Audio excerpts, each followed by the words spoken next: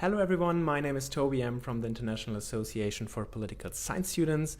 We are still here at the IPSA World Congress, and I'm very happy that with me here today is Lise Rakner from the University of Bergen, and we are talking today about Don't Touch My Constitution, Civil Society Resistance and Political Turnovers in Africa's Pluralist Regimes. I'm very welcome.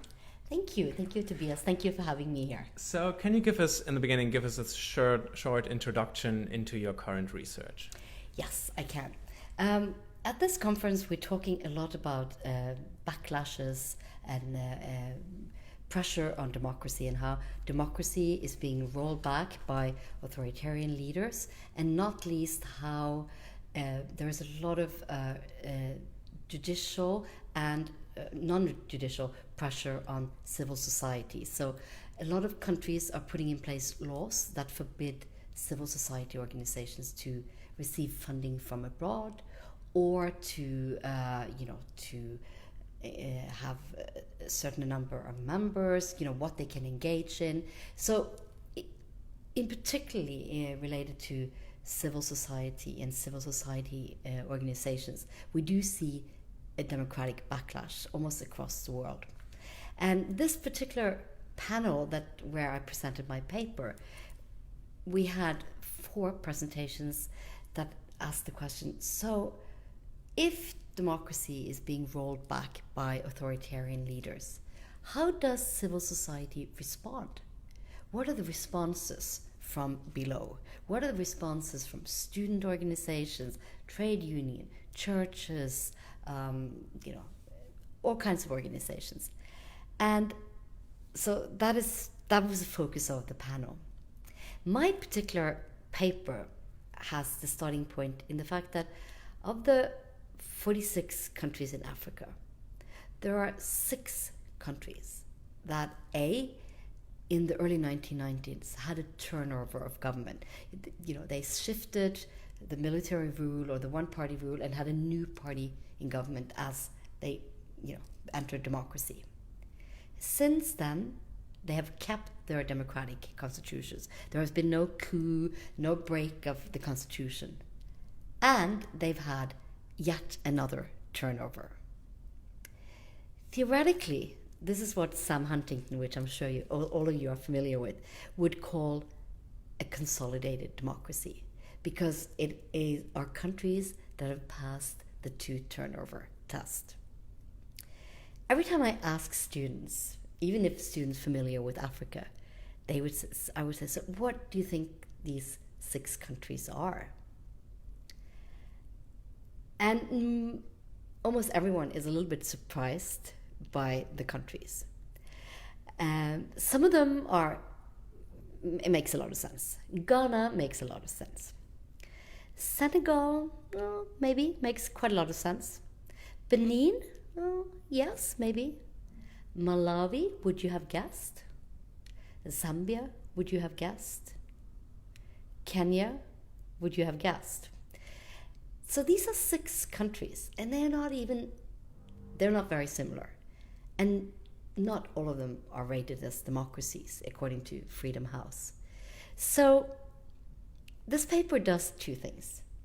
First, it shows that this 2 turnover test maybe is not the same as democracy. In other words, winning elections do not make leaders democratic. Opposition leaders that come into power also want to change rules to stay in power. So the fact that you have once been in opposition or a civil society member or led a civil society uprising does not make you necessarily a democrat. However, what these 6 countries have in common is that because you've had this resistance, because you have a kind of a pro-democracy legacy, when basic constitutional democratic rights are threatened, there is sort of a mobilizing potential. And that is what these countries have in common. And basically now I spent about 3 minutes explaining my paper. Yesterday I spent 10 minutes And if you read it, it's going to take you an hour. But it is interesting, and I want to stay with this mobilizing power, because it actually brings up, I think, a very interesting point about the character of civil society. So if you come from a certain country, you always have already an idea what the civil society is, what civil society means to you. What do we have to understand when looking at these countries in contrast to countries that you have been more familiar with before? What is the difference, the different characters of civil societies? What do we have to understand when looking at those countries? So first of all, there is one part of civil society that, in terms of democratization and democracy assistance, we think about, and that is what we call non-governmental organizations. We have to realize that non-governmental organizations that received funding from abroad and that had sort of a democracy agenda, and to promote democracy, that is only a very, very narrow and very young and new form of civil society. And that is exactly the form of civil society that is particularly threatened today. Civil society is much wider. Civil society is, it's the organized aspects. It's, trade unions, students' organizations, churches, and, all those member-based organizations. And the member-based organizations are quite different from the NGOs, because NGOs are more like think tanks with people employed, and then they have a task, sort of an outreach task, but they're not really member-based organizations. So those are just two different kinds of civil society. And in old democracies, like in the States or in especially Western Europe, we have always thought about civil society as a member-based organization. Then came the NGOs, which is a completely different ballgame. And then you have all the other sort of amorphous and not so organized parts.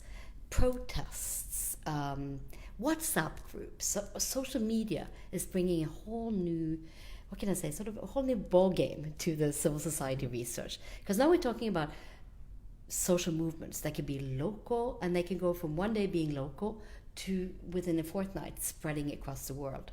Think about Occupy Wall Street, how it just became a worldwide phenomenon within a few months.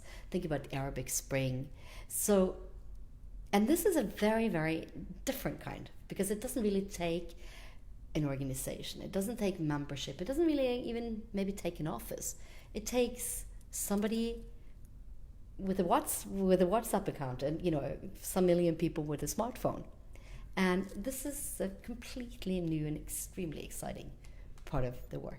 And then another thing I just wanted to talk about that is also, for us, completely new. It's a kind of artistic protest. How, at least in many of the countries in sub-Saharan Africa, we see people using music, rap music, folk dance as a form of protest. And that's also something that we think of as civil society, but it's not the kind of organized, paying your membership or going to church every Sunday kind of civil society. So civil society is big, and it's a moving target, and it's changing almost as we speak now. I want to add one more thing, that one of the problems with civil society research, especially linked to democratization and democracy, is that we have tended to think of civil society as something just positive, that it's only a positive force. Of course, that's not the case. ISIS is civil society. Right-wing populist movements, working against migration, that's also civil society. So, and civil society may sometimes consciously work to reduce democracy and to limit democracy. And so it's really important as students of civil society to A, have a really broad view of what it is, and B, be conscious and aware of the fact that it's not necessarily, it doesn't have to be a positive force for democracy. Mm-hmm. That was a lecture, sorry. No, I mean, this is very interesting. And I mean, you've now talked about some of those spaces, especially new spaces like social media, where civil society plays a larger and larger role. Looking at the traditional spaces, and you have mentioned civil society in, for example, the United States, you face civil society resistance, especially in urban centers. You have it in the capitals or other big cities. It's intellectual elites very often who lead protests. When you think about the actors, the important actors in civil society in the countries you have analyzed in Africa and those spaces, are they similar as well? Or do you observe that there are also other factors or other things that we should look at? There are a lot of similarities. And, you mentioned that civil society is very protests and the kind of visible civil society uprisings are very often urban based. Because it does take a kind of it takes what we call an opportunity structure. There needs to be a quorum. There needs to be a group of people. And it's much more difficult to do this in the countryside.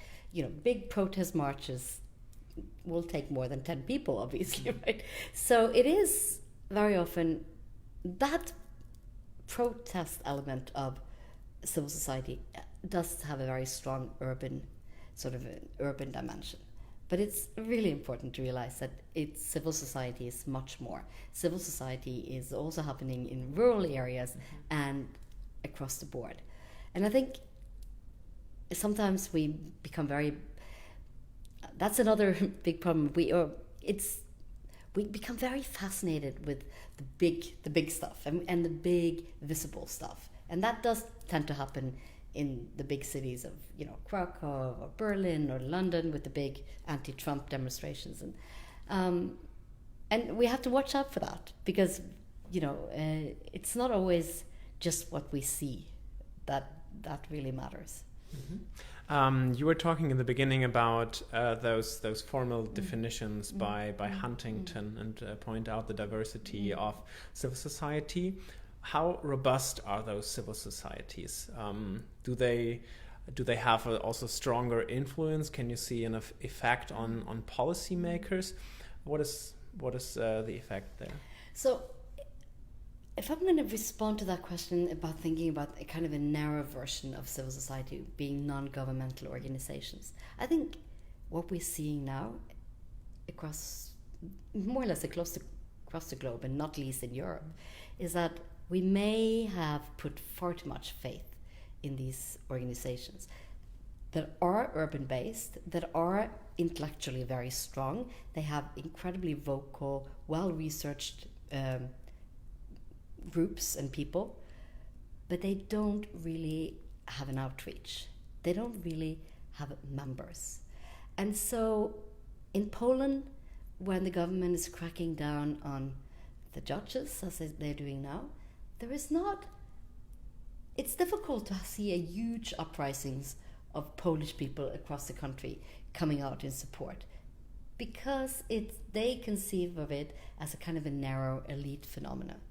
Similarly in Hungary, with the clampdown on civil society organizations and NGOs, again, people outside Budapest tend to think of this as an elite phenomenon. And I think we have had a lot of the kind of democratization processes that's been going on since the 1990s have been, to a certain extent, too elite focused. And now seeing a kind of an authoritarian backlash and a threat against these liberal rights, my worry is that we haven't created enough supporters of democracy. There are not enough people. They're not a strong enough base in society thinking that this is important. And that's my real worry in terms of liberal democracy as of today. Yeah, and I mean, one very important component of understanding how democracy in this way will remain robust is also to rethink the theories and the the causes that we have been putting forward. So you mentioned that certain democracies were actually deconsolidating in the past, which means that basically the theory of we have by Francis Fukuyama that we all become liberal democracies at one point does not work anymore. How do you explain that the countries that you have observed have been democratizing in the recent years?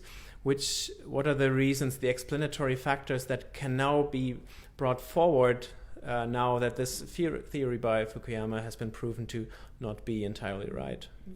So now we're kind of zooming back into my own research and on the 6 countries that I've been working on.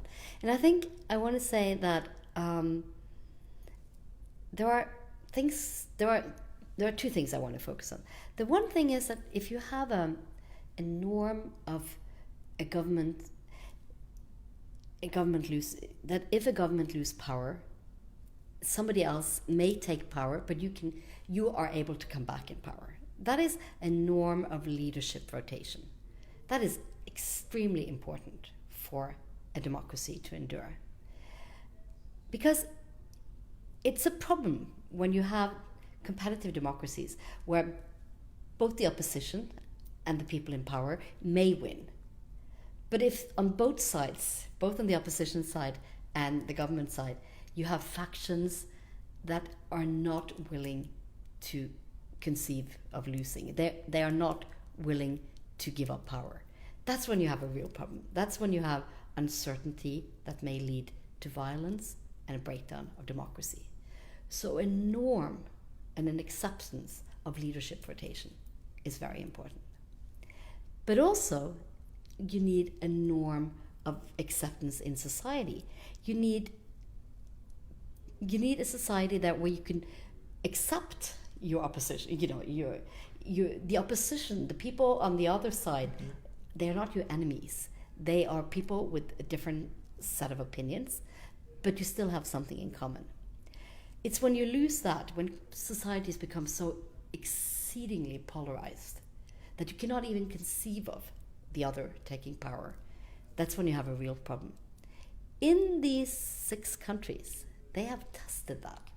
They've had the enemy or the opposition in power, and they have, in a sense, survived. And once you've survived that once or twice, that is very helpful.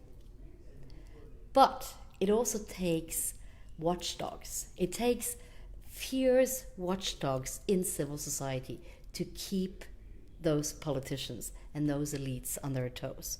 Because what our research is showing is that when nobody's watching, they tend not to be so democratic. Yeah. I want to connect your own research and the way you approach research also with your personal history of a researcher and as a practitioner, because before you were following up with this project, you were actually working for the Norwegian government and for several IGOs, the World Bank. These practical insights that you got out of these jobs, these positions. What do you think? How these perspectives also have shaped the way you're now looking at theoretical questions and questions that you refer to your scholarship? That's a really nice question. I think for me, the reason why I'm in research, because I do believe that knowledge may provide change.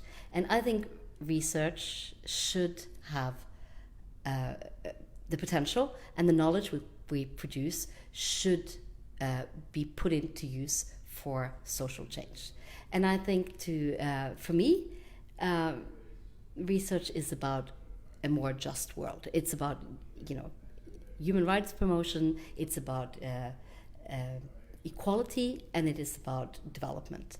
And I think I want to use the knowledge that I create and that I gather through research to actually put that into use to, in a very, very minimal way, produce change. And for me, that has been really important. So in a sense, you can say that I have a kind of a sort of an activist approach to research. That doesn't mean that my research is sort of very sort of based in a certain ideology, or that I have a certain society necessarily that I want to promote.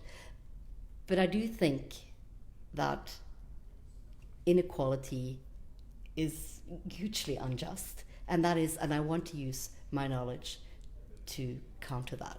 And that has been, I think, my drive going into research from the very beginning. And so for me, it makes a lot of sense to work and to work with NGOs, to work with governments, and to share my knowledge. I work with human rights NGOs, I spend a lot of time on that, and I feel that's very rewarding, and it makes I think it makes me. It's probably what's driving me as a researcher. That in a small way I can make a change. Mm-hmm. Thank you. And I think there are many students out there also listening to us who have the same question. Should I be more a practitioner? Am I more an activist kind of person? Am I more a researcher? After you finished your studies, was it easy for you to say, oh, I want to be more active, I don't want to be a researcher? Or how did you decide on going the paths you decided to? Was it a good decision to first work in IGOs, for example, and then follow up with research? How do you feel about this? Oh, I think life.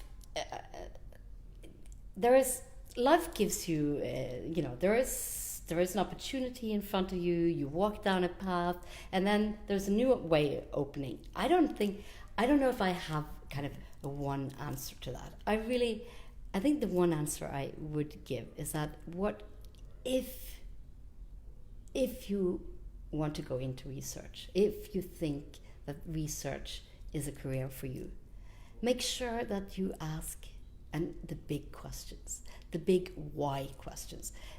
What I worry about is people going into research for the wrong reasons. People going into research, I'm a huge fan of multi-methods research and all kinds of methodologies. But what I worry about is students that go into research because they're interested in a technique, in a certain way of doing things. And you kind of search for, you're driven by mechanisms, and you're driven by technology, or you're driven by thinking of methods, and not the big question, why? And what is going on?